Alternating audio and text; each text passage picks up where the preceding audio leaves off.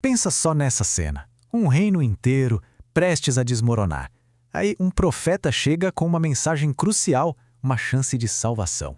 Ele entrega essa mesmíssima mensagem para dois reis diferentes. E o que acontece? Um deles, num ato de puro desafio, simplesmente queima a mensagem. O outro fica paralisado pelo medo.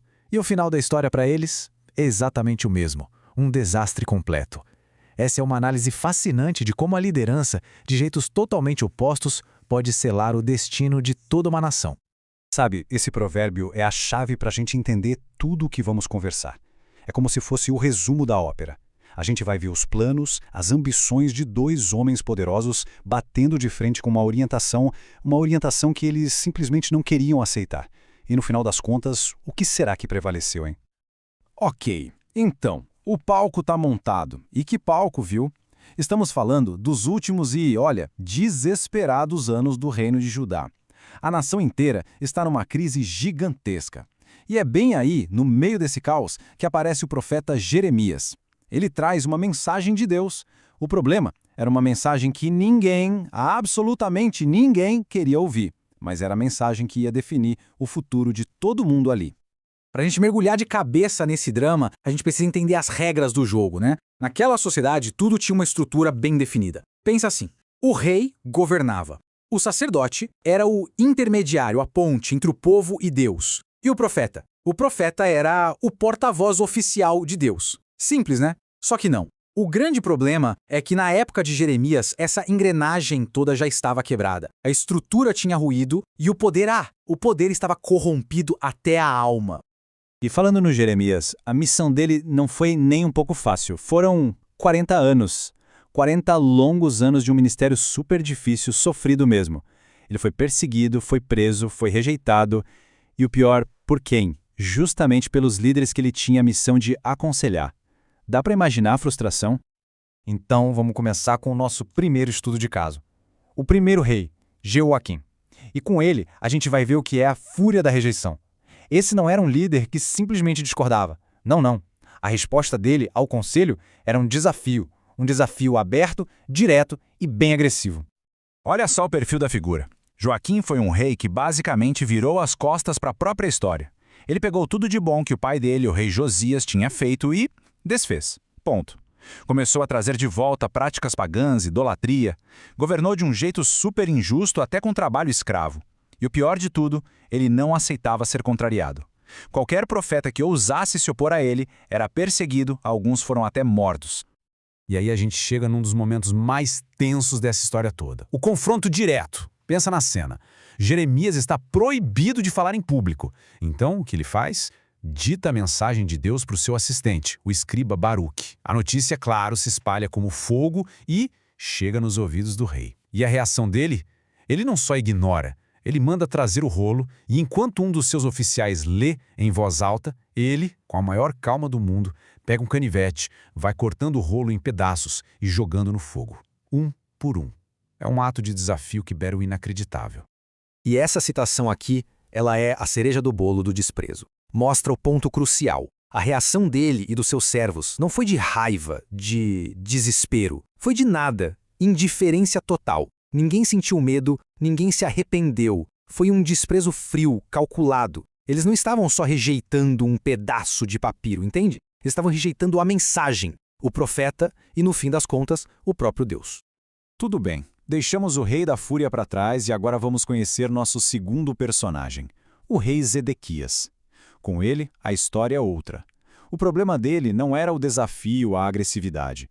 Era algo talvez até mais perigoso. A incerteza. Uma fraqueza, uma indecisão, que no final se mostrou tão mortal quanto a raiva do outro. E aqui a gente consegue ver lado a lado. São dois caminhos que parecem opostos, mas que levam para o mesmíssimo lugar, o fracasso. De um lado, a rejeição ativa de Joaquim. É um não, gritado, cheio de orgulho. Do outro lado, a gente tem a incerteza paralisante de Zedequias. É aquele talvez, aquele quem sabe, movido puramente pelo medo. O perfil de Zedequias é quase o contrário do de Joaquim. Ele era o último rei de Judá. E o mais interessante, ele consultava Jeremias. Ele chamava o profeta escondido, ouvia a mensagem, parecia até concordar, mas Sempre tem um mas.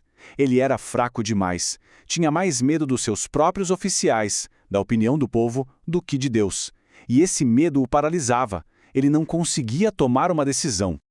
Isso faz a gente pensar, né? Uma pergunta bem forte sobre liderança. O que é, no final das contas, mais perigoso para uma nação? Um líder que bate no peito e diz não com toda certeza? Ou aquele líder que nunca consegue dizer um sim de verdade, que vive no talvez, no vamos ver? E as escolhas, ou a falta delas, tiveram consequências fatais. Porque, no fim, não importou se o caminho foi o da rebeldia ou o da indecisão. Os dois caminhos levaram exatamente ao mesmo destino, a ruína completa do reino.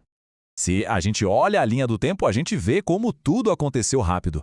Em 609 a.C., Joaquim vira rei. Ele se rebela e em 598 morre sem honra nenhuma. Logo em seguida, Zedequias é colocado no trono. E o que ele faz? Em vez de aprender a lição, ele também se rebela, mas por pressão, por fraqueza. O resultado? Em 586, Jerusalém é totalmente arrasada. Uma escolha ruim preparou o terreno para outra que foi o golpe final. E o preço que Zedequias pagou pela sua indecisão foi terrível. As consequências foram brutais e muito pessoais. Ele foi forçado a assistir seus próprios filhos serem executados na sua frente. Depois disso, seus olhos foram arrancados, ele foi cegado e passou o resto da vida como prisioneiro, enquanto a cidade e o templo que ele deveria proteger viravam cinzas. Ele perdeu absolutamente tudo. Mas a história não acaba aqui, nas cinzas da destruição. Porque no meio de toda essa ruína, de reis que caíram, de um reino que desapareceu, teve uma coisa, uma única coisa que sobreviveu ao fogo. Lembra do rei Joaquim queimando o rolo? Pois é. Depois daquele ato de desafio, Deus mandou Jeremias fazer uma coisa simples, pegar outro rolo e reescrever tudo, palavra por palavra. E não só isso, muitas outras palavras foram adicionadas. A mensagem que o rei tentou destruir com fogo, na verdade, voltou mais forte e maior. Isso mostra uma coisa incrível, né? O poder de um rei é passageiro, mas a palavra, o conselho, isso tem uma força muito maior. E essa frase, séculos depois, meio que resume tudo. É a lição final. Reis, governantes, impérios inteiros. Tudo isso sobe e desce, vira pó, vira cinza. Mas a palavra, o conselho, isso fica. E no fim, essa história toda nos joga uma pergunta bem atual. Quando a gente está no meio de uma crise, o que guia as nossas decisões? O que fala mais alto? É aquele orgulho que diz não, como de Joaquim? Ou é aquele medo que nos paralisa, como de Zedequias? Ou será que existe um terceiro caminho? Ou da coragem de ouvir um conselho que talvez vá contra tudo que a gente quer na hora? Fica aí a reflexão.